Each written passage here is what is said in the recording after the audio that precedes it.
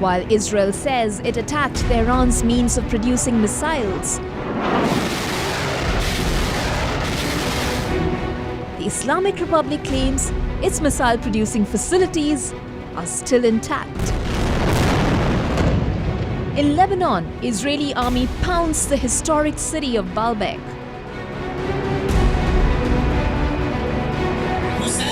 And Hezbollah's new chief vows to continue with the resistance war plan.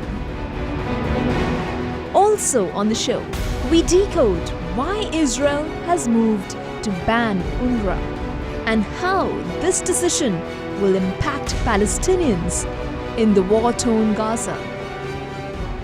Watch the West Asia Coast with me, Radi Francis, only on WION The World is One.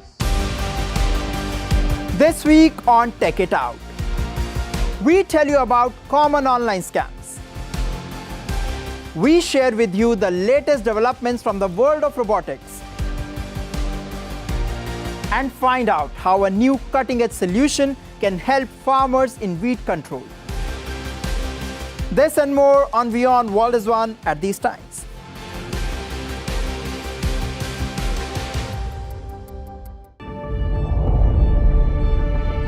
The Earth is sending distress signals. Wildfires, droughts, and melting glaciers. Can we reverse the damage? Explore the harrowing effects of climate change. It's a wake-up call. Global emergency. Climate Tracker on WION World is One. As people across the world celebrate the Festival of Lights, we get you a list of films you can watch this Diwali. Welcome the spooky season with our hand-picked movies. And find out some rare facts about Bollywood's Badshah, Shah Rukh Khan. All this and much more with me, Isha Hanspal, at these times only on WION E-Club.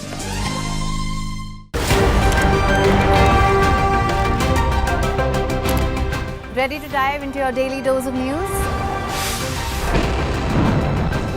Bringing you what's trending in the West and all that's setting trends in the East. And all of this served up with a side of insightful banter. We don't just bring you the latest stories. We bring you your talking points for the day. And while you do that, from the busy streets of New York, I will provide you with deeper insights on the developments through the course of the day in the US. And I will be here at the WION headquarters, getting you all the action from the universe of sport. All that you need to know about your favorite teams and players, right here. The show that keeps you ahead of the global curve. A conversation you'd want to be a part of. A place where news becomes an engaging exchange. We bring you stories that impact your present. This is World DNA. Join the conversation.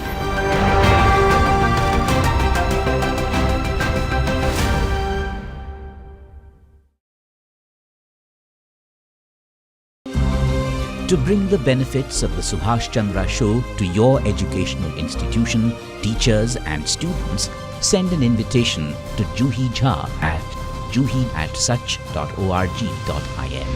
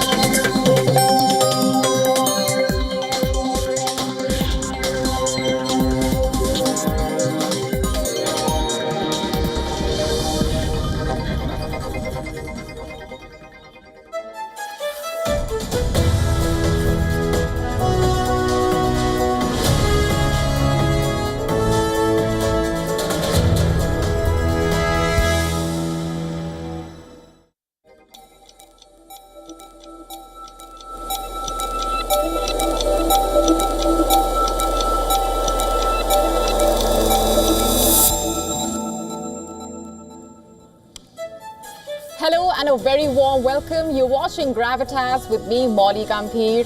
Here's wishing all our viewers a very happy Diwali. Let's get started.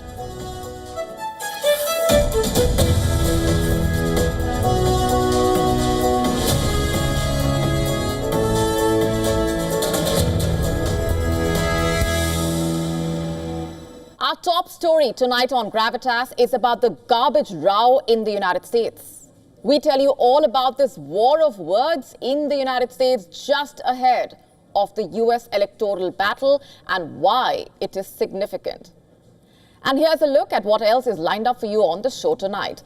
Russia has captured a critical village near Kupiansk. We tell you all about the latest developments and why they matter at this point. We also tell you about West Asia's other war. This one is about a drug. What's the story here? What's going on behind the scenes? We tell you. And I say, where's my jacket?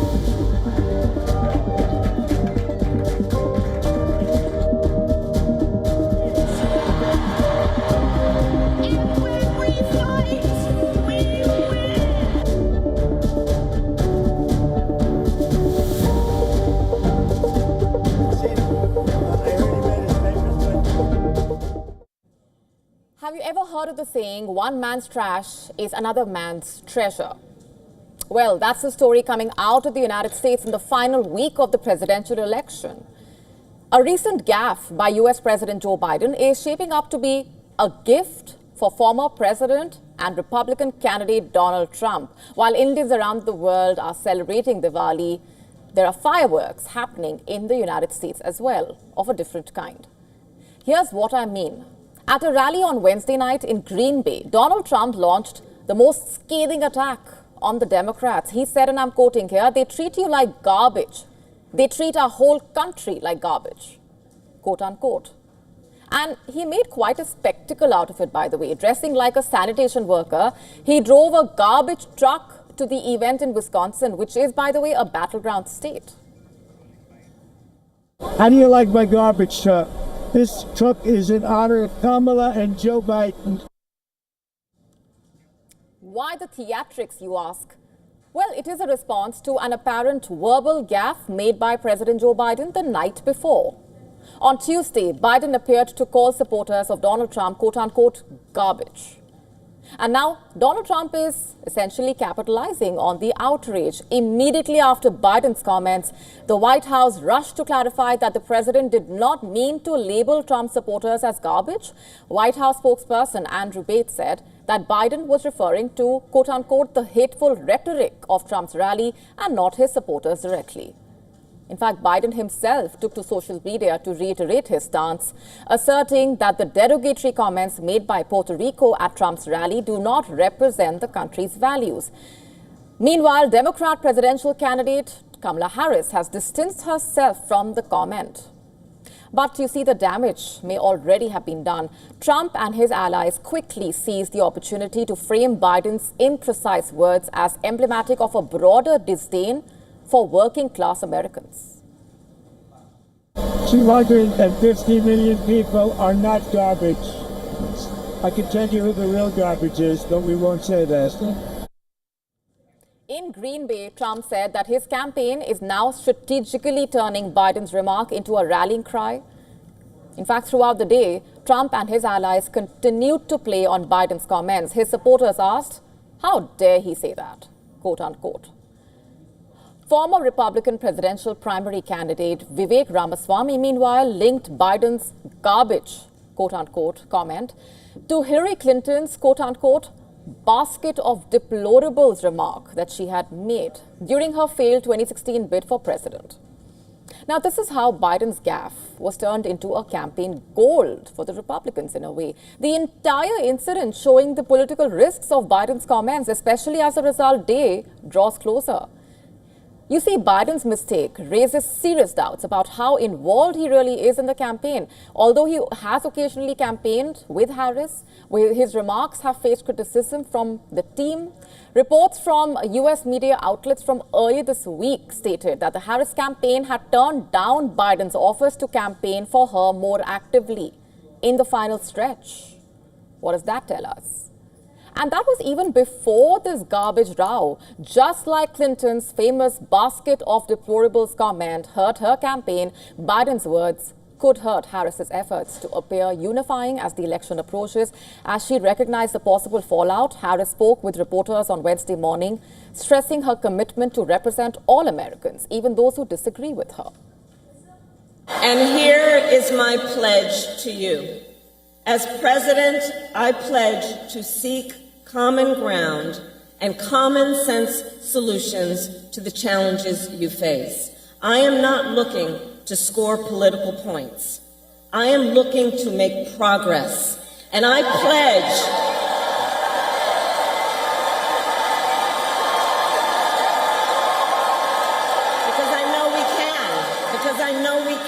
I know we can make progress. And I pledge then to listen to experts, to those who will be impacted by the decisions I make, and to people who disagree with me. Because look, unlike Donald Trump, I don't believe people who disagree with me are the enemy. He wants to put them in jail. I'll give them a seat at my table.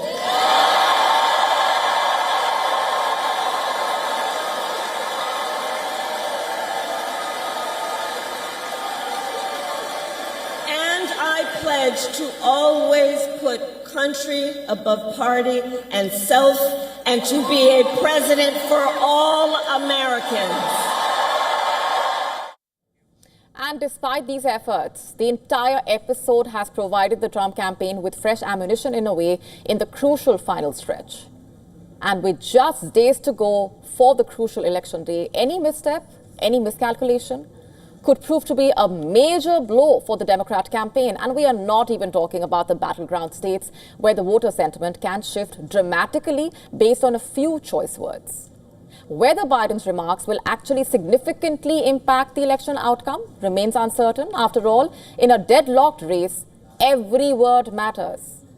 So the question is, can Harris bridge the divide and overcome the impact of Biden's comments? The next few days will hold the answer.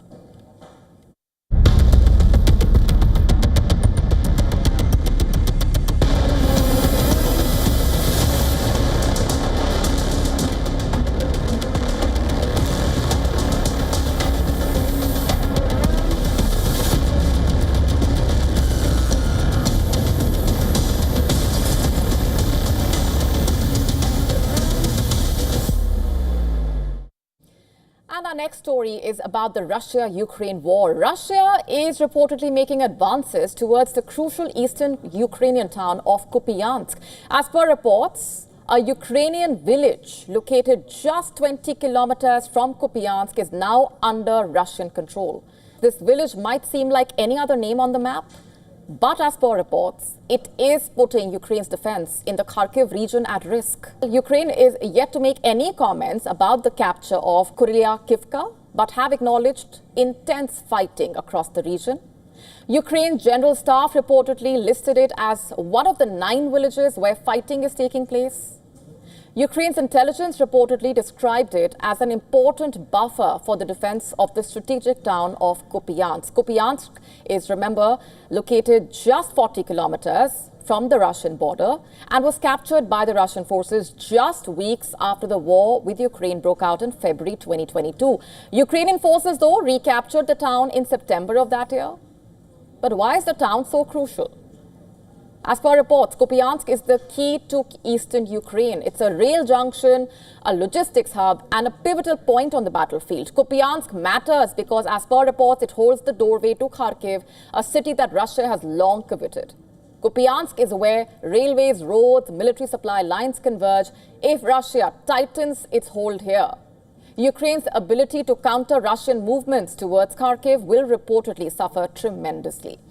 And there is also political significance, by the way. As per reports, by seizing Kupiansk, Moscow will basically be edging closer to fulfilling its goals of controlling both the Donetsk and Luhansk oblasts. So what's next? Kupiansk is not the only point of conflict, of course. Russia is also eyeing another target. Pokrovsk, further south in Donetsk. As per reports, Russia has captured the Ukrainian town of Selidove and is advancing steadily towards Pokrovsk. Selidove is located just over 15 kilometers from Pokrovsk. So with every village and town that Russia captures, they are basically extending their control over Ukrainian soil, a fact confirmed by analysts, in fact. As per reports, this month alone, Russia has advanced over 478 square kilometers in Ukraine, reportedly. For context, this level of territorial gain has reportedly not happened since early 2022. The starting months of this nearly 3-year-long war, as Russian forces press forward, Ukrainian soldiers face immense challenges. Reportedly, they are outgunned and stretched thin along the 1,000-kilometer front line. So every lost village basically represents more than a tactical setback. It's a drain on Ukraine's resources, a stress point in its defenses, and a morale blow for its troops. And with this village now lost, Ukraine's troops now face the grim reality of defending Kupiansk without the buffer zone they've once held. And if Kupiansk falls, the road to Kharkiv may open, and with it, the possibility of an even more aggressive Russian push deeper into Ukraine.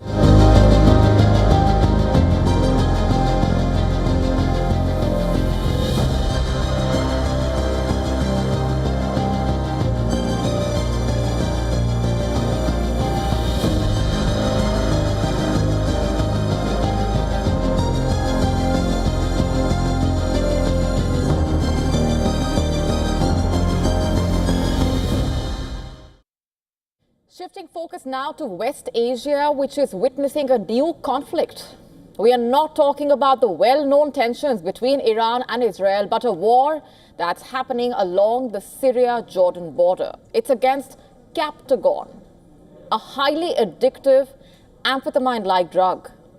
Captagon, in fact, has grown increasingly popular in the region amidst the ongoing conflict. It is being used by taxi drivers, students, militia fighters, and even high-powered executives, reportedly. They turn to this drug to stay awake, work long hours, or simply escape from stress. According to the Wall Street Journal, this booming drug trade is now worth billions and is worsening regional issues. It is funding conflicts and weapons purchases, while also posing a serious security threat to neighboring countries. Here's what else we know at this point. According to the Wall Street Journal, Captagon production and trafficking have become a lifeline for Bashar al-Assad's Syrian regime, which has, by the way, turned to the drug trade to ease the economic toll of years of sanctions. Iran-backed militias, including Hezbollah, are reportedly also profiting from the drug trade. They are allegedly using the proceeds from this drug trade to buy weapons. While Syria denies any involvement in drug trafficking, a report from the Observatory of Political and Economic Networks says that the Assad regime made an annual average of around $2.4 billion from Captagon sales between 2020 and 2022. That's nearly a quarter of Syria's GDP. And now US officials have warned that the Captagon trade is undermining stability in Jordan and Saudi Arabia, both of which are important American allies in the region. Naturally, America is concerned. Jordan has taken action by deploying about a third of its military to reduce the flow of drugs and weapons from Syria. However, smugglers are allegedly using a variety of techniques, including concealing the pills in trucks, using drones, and even using catapults to launch the drugs over the border walls to move Captagon. In fact, early this year, one of the most lethal incidents associated with the Captagon trade took place when explosions demolished a residence in the village of Orman, located near Syria's border with Jordan. 10 people, including 5 women and 2 children, were reportedly killed in the explosion. Syria accused Jordan of executing the airstrikes, which is an uncommon cross-border action by the Jordanian military. Jordan, which chose not to comment on the event, later announced that it would persist in its efforts to combat drug and weapon smuggling along the border. But violence along the border has escalated to the extent that Jordan's military has implemented a shoot-to-kill policy for those trying to cross illegally. But smugglers are also using unusual methods, such as homing pigeons to transport small quantities of crystal meth across the border, beg your pardon. In response to the escalating crisis, the United States has put sanctions on those associated with the manufacturing and trafficking of Captagon. In mid-October, in fact, the U.S. Treasury Department sanctioned 3 persons allegedly connected to the drug trade that supports the Assad regime and Hezbollah. The Captagon Act, signed by President Joe Biden in December 2022, outlines the American strategy to fight drug smuggling. Washington wants to basically control the drug trade by building partnerships with West Asian law enforcement agencies, and so far the US has refrained from sending troops to the region, but it does supply Jordan with surveillance equipment, satellite-guided bombs, and training for the border forces. Still, Captagon's popularity has spread across the Arab world. Users are reportedly also pairing it with crystal meth and ketamine. And now its presence has even reached ports in Europe, with large seizures made in Italy and Greece, reportedly. Experts warn that these networks are slowly expanding into Europe and may eventually reach North America. Now the Captagon crisis is being witnessed as both a public health and security threat. Jordan and other neighboring countries are under pressure to curb the flow of the drug. Jordan's Deputy Prime Minister, in fact, also met with the President, Assad, recently to discuss the rising threat of drug smuggling. The results of these efforts, what are they? Well, so far, they have been limited. Jordan's anti-drug department has already reported a 24% increase in drug-related arrests from last year. It is a lucrative trade, in fact, often compared to a shadow economy. And as of now, it is showing no signs of slowing down.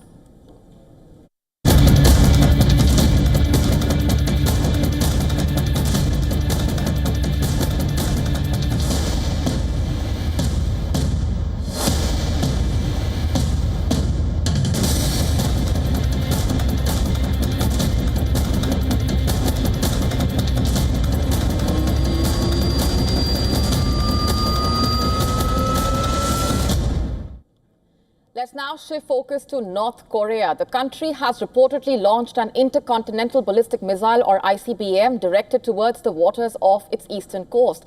The intercontinental ballistic missile reportedly flew longer than any previous one tested by Kim Jong-un's regime, amid tensions over its dispatch of troops to Russia, and it may represent a new and advanced addition to Pyongyang's missile arsenal. And the implications of the test have sparked fresh concerns in the region and beyond. As per reports, the flight time of this missile was unprecedented among North Korea's previous tests. According to Japanese government data, the missile remained airborne for approximately 87 minutes, significantly longer than North Korea's previous ICBM launch in December, which lasted 73 minutes. And as per reports, during its flight, the missile reportedly reached an altitude of around 7,000 kilometers and traveled about 1,000 kilometers horizontally before splashing down in the waters near Japan, about 300 kilometers west of Japan's Okushiri Island. In fact, Japanese authorities have reportedly classified this missile as an ICBM-class weapon, underscoring its long-range capabilities. Since its flight time, 86 minutes, is the longest, and the altitude is also exceeding 7,000 kilometers, taking those factors, it can be taken as an ICBM class missile. According to reports, South Korea's Joint Chiefs of Staff released a statement confirming the launch. The missile was reportedly fired over the Sea of Japan in a quote-unquote lofted trajectory. What does that mean, really? As per reports, this trajectory style basically involves shooting the missile almost vertically into the sky, thereby allowing for high altitude data collection and a relatively short horizontal travel distance. And experts have said that this type of launch could be a part of North Korea's research into challenges associated with long-range warheads re-entering the Earth's atmosphere. As per reports, South Korean intelligence has said that there is a significant possibility that North Korea utilized a newly developed solid fuel booster for this missile. Such a technological advancement would reportedly mark a major step forward in North Korea's missile capabilities, as solid fuel boosters basically offer faster deployment times and greater missile stability as compared to liquid fuel counterparts. This launch occurs against the backdrop of heightened regional tensions. We've been telling you about that. As per reports, earlier this week, South Korea's military intelligence agency informed the lawmakers that North Korea may have finalized preparations for its 7th nuclear test. According to the agency, in fact, North Korea is now close to test firing a long-range missile with the potential to reach the United States. Meanwhile, Sean Savit, the spokesperson for the U.S. National Security Council, condemned North Korea's missile launch as a violation of numerous United Nations Security Council resolutions, emphasizing that these actions not only increase tensions, but also pose a risk to regional stability. And as the possibility looms of North Korea possessing a new weapon, both South Korea and Japan continue to remain on high alert.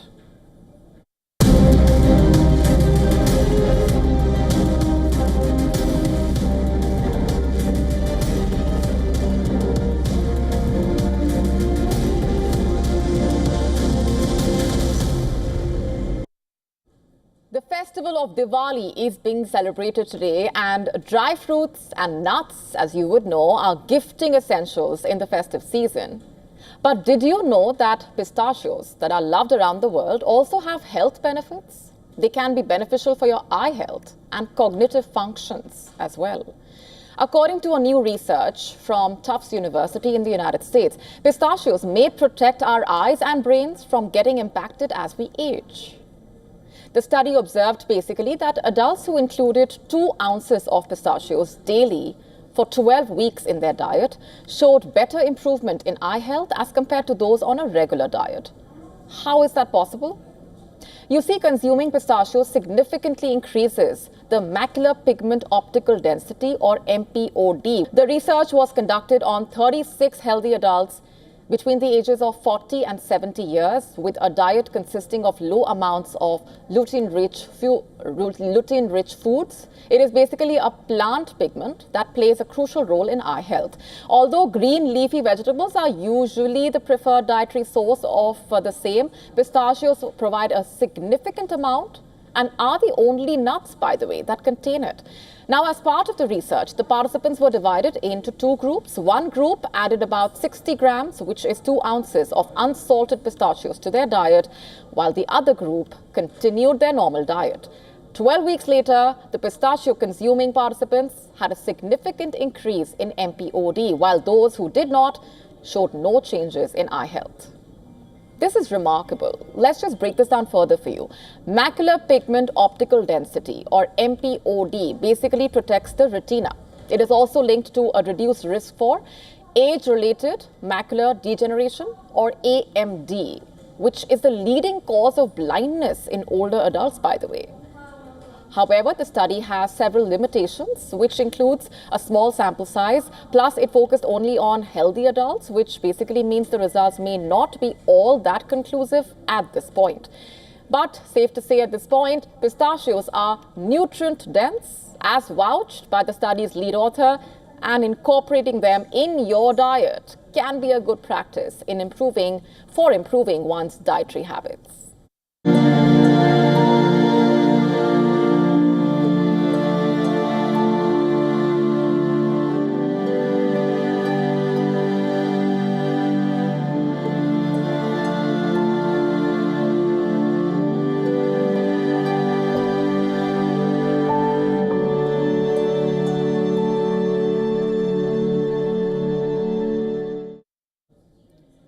Can taking photographs take your life? Can photography prove to be lethal? Now, I don't mean to scare you in any way, just a word of caution here. A story that has been doing the rounds is a reminder of how the process of clicking a photograph can prove to be deadly. It's an unfortunate tale. What we are about to tell you is disturbing, so viewer discretion is advised. This story is about what happened with one photographer. She was reportedly on a work assignment, clicking pictures. What was she capturing? Pictures of skydivers while they were getting on and off planes. But things took a lethal turn when she unfortunately stepped back into the propeller of a plane. She was taken to a hospital, but she succumbed to her injuries. Reportedly, according to the skydiving center that operated the plane, she allegedly violated basic safety procedures. The Federal Aviation Administration and National Transportation Safety Board are reportedly investigating the death. Let's just take a step further at this point. Here's the thing, in this day and age, where clicking photographs is basically something that everyone indulges in, thanks to our mobile phones that have turned all of us into photographers, be it clicking pictures of nature, our pets, documenting holidays, clicking selfies, so on and so forth.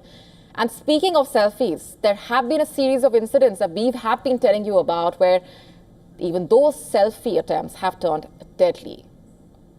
A selfie going wrong can cost you your life. In one such case, just days ago, a man was trampled to death by an elephant. This was while he was attempting to take a selfie with the elephant. This happened in a Maharashtra forest in India.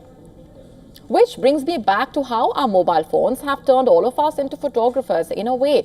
We all love clicking pictures, not just on special occasions, but on a day-to-day basis. It is the festival of Diwali today.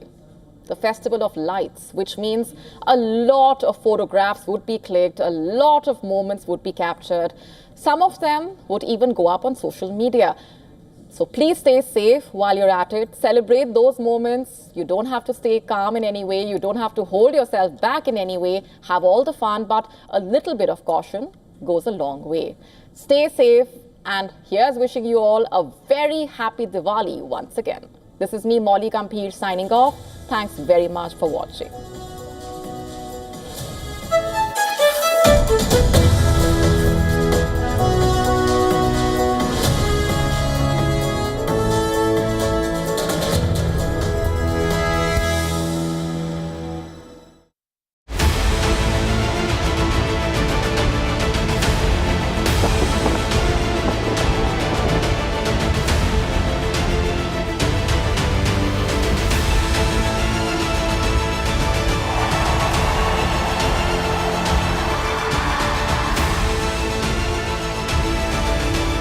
We need to protect the border. We need to reduce inflation. The election is free and fair, and that Kamala Harris wins. Climate change, and I think affordable housing for all is important to me.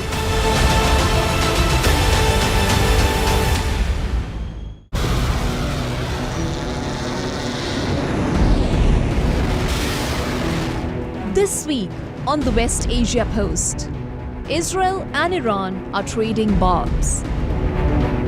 While Israel says it attacked Tehran's means of producing missiles, the Islamic Republic claims its missile-producing facilities are still intact. In Lebanon, Israeli army pounds the historic city of Baalbek.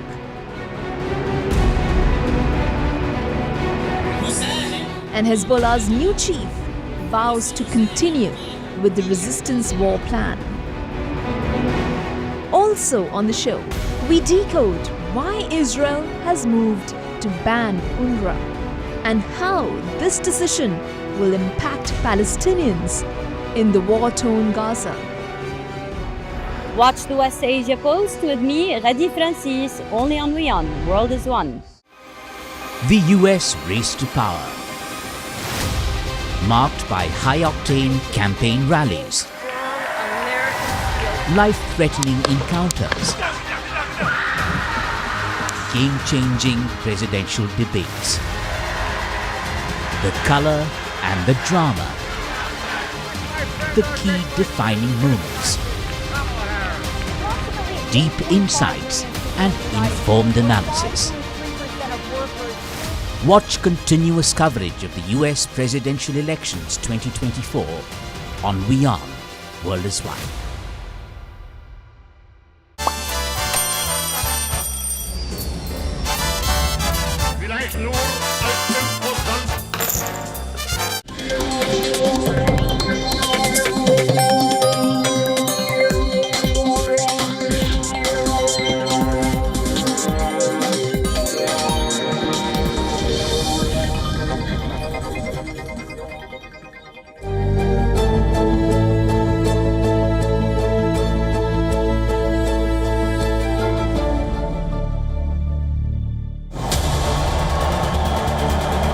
We need to protect the border. We need to reduce inflation. Making sure that the election is free and fair and that Kamala Harris wins.